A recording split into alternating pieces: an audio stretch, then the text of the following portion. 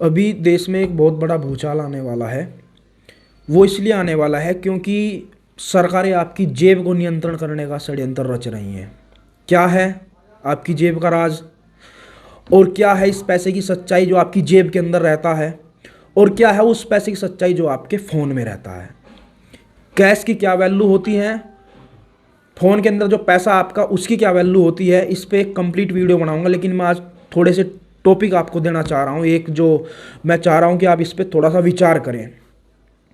कोई भी बैंक हो या कोई भी संस्था हो, फाइनेंस कंपनी हो, ये लगातार लोन बांट रहे हैं, लगातार कर्जा दिया जा रहा है लोगों को, ज़मीन के नाम पे, प्लॉट के नाम पे, मोटरसाइकिल के नाम पे, कार के नाम पे, home loan, personal loan, business loan, debit card. सड़कों पे खड़े होकर लोग, बैंक के कर्मचारी डेबिट कार्ड बांट रहे हैं कि डेबिट कार्ड ले लीजिए, डेबिट कार्ड ले लीजिए। एक खत्म हो गया दूसरा ले लो, दूसरा खत्म हो गया तीसरा ले लो। मतलब एक व्यक्ति के पास दो दो तीन तीन चार एटीएम और दो दो तीन तीन चार जो है वो डेबिट कार्ड है। ऐसा क्यों कर रहे हैं बैंक? क्या बैंकों का बहुत बड़ा इसमें खेल होने वाला है? जी हाँ, इसमें खेल होने वाला है। क्या खेल होगा मैं बता रहा हूँ आपको कि जो लोग डेबिट कार्ड से खरीदारी करते हैं, कपड़े खरीदने के लिए जाते हैं, उसमें लिमिट होती है 20,000, 10,000, 50,000, 1 लाख, 2-2 लाख की लिमिट होती है, 5-5 लाख की लिमिट होती है। तो जो व्यक्ति डेबिट कार्ड से परचेजिंग कर रहा है भाई साहब, उसके तो कच्चे भी कर्जे पे है। वो डेबिट कार्ड से कच्चे भी कर्जे पे खरीद के लेके आता है। तो कर्जे का जो खेल ये चल रहा है, हम इसको अपने चैनल के माध्यम से उजागर करेंगे कि बैंकों के पास आखिर करेंसी कितनी है, कर्जा कितना बांटा है। कोई भी ब्रांच होती है उसके पास एक आरबीआई से नोटिफिकेशन जारी होता है कि उस एरिया में कितने किसान हैं, कितने काश्तकार लोग हैं, कितने बिजनेसमैन लोग हैं, कितने मजदूर लोग हैं और कितने नौकरी पेशा करने वाले लोग हैं।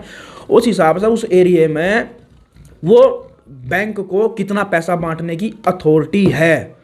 अगर हम बात करें किसी भी नॉर्मल ब्रांच की, मान लीजिए उसको 10 करोड़ रुपया बांटने की अथॉरिटी है, लेकिन अगर वो कहीं ना कहीं अवैध पाया जाता है कि उसने अपने एरिया में 100 करोड़ का लोन बांट दिया है, तो उसने 90 करोड़ रुपए का लोन कहाँ से बांटा? पहला सवाल। दूसरा सवाल ये कि आरबीआई किस कानून के तहत पैसा छापता है, किस कानून के तहत वो बांटता है, किस कानून के तहत ये कर्जा दिया जाता है, बैंकों में क्या फ़र्क है, जो फाइनेंस बांट रहे हैं कंपनी, इनमें क्या फ़र्क है। ये सारी की सारी वीडियो हम एक एक चैप्टर में बनाएंगे और इसी चैनल के माध्यम से आपको दिखाएंगे आखिर बैंक के पास पैसा कितना है, छाप कितना रखा है। मैं एक पॉइंट आपको दे देता हूँ। अभी आरबीआई की ऑफिशियल वेबसाइट पे पड़ा हुआ है लायबिलिटी एंड एसेट का ऑप्शन। लायबिलिटी उसकी जिम्मेदारी क्या है और एसेट उसके पास जो है, एसेट उसका मतलब कि यानी उसने कितना जो है उसकी प्रॉपर्टी है। आप एक चीज़ सोचिए कि जो बैंक आपको घर बनाने के लिए लोन दे रहा है, बिजनेस करने के लिए लोन दे रहा है, किसी भी बैंक के पास, भारत की मैं बात कर रहा हूँ, किसी भी बैंक के पास जिस ब्रांच में, जिस बिल्डिंग में वो बैंक चल रहा है, उस बिल्डिंग में एक ईंट किसी बैंक के पास नहीं है, अपना एक कमरा नहीं है पूरे भारत में किसी बैंक के पास। आपके घर बनवा रहा है। अभी आप देखो मद्रास हाई कोर्ट ने इस पर जो है एक 2019 में एक अपना जजमेंट दिया है। उसने कहा है कि भारत का कोई भी बैंक सरकारी नहीं है। ये मद्रास हाई कोर्ट का डिसीजन है। और ये भी कहा है साथ साथ में कि बैंक के कोई भी कर्मचारी सरकारी नहीं है, ना कोई बैंक सरकारी है। तो ये फिर है क्या? किसके अंडरटेकिंग चल रहा है? जब सरकार की विंग नहीं है, सरकारी नहीं है, तो इनको कौन टेक ओवर कर रहा है, इनके ओनर कौन है, वो सारा हम यहाँ से खुलासा करेंगे। और बैंक के पास कितनी करेंसी है, इतना कर्जा ये कैसे बढ़ गया है।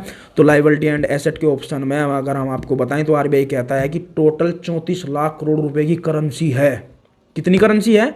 टोटल 34 लाख करोड़ रुपए की करेंसी है। तो हम बैंकों से ये सवाल करेंगे, आरटीआई लगाएंगे और हमारे पास बहुत सारे ये सबूत हैं जहाँ से हम आपको ये जानकारी दे रहे हैं। क्योंकि इस चैनल के माध्यम से कोई भी वीडियो अगर आप तक आ रही है तो बिना सबूत के आधार पर हम नहीं बोल रहे, हमारे पास लिखित में सब प्रमाण है। तो आरबीआई कहता है कि 34 लाख करोड़ की करेंसी है। तो भैया 250 लाख करोड़ का कर्जा कैसे हो गया हमारे देश के लोगों के ऊपर? आपने कहाँ से, जब आपके पास है ही नहीं तो आपने दिया कहाँ से? ये हमारा सवाल है।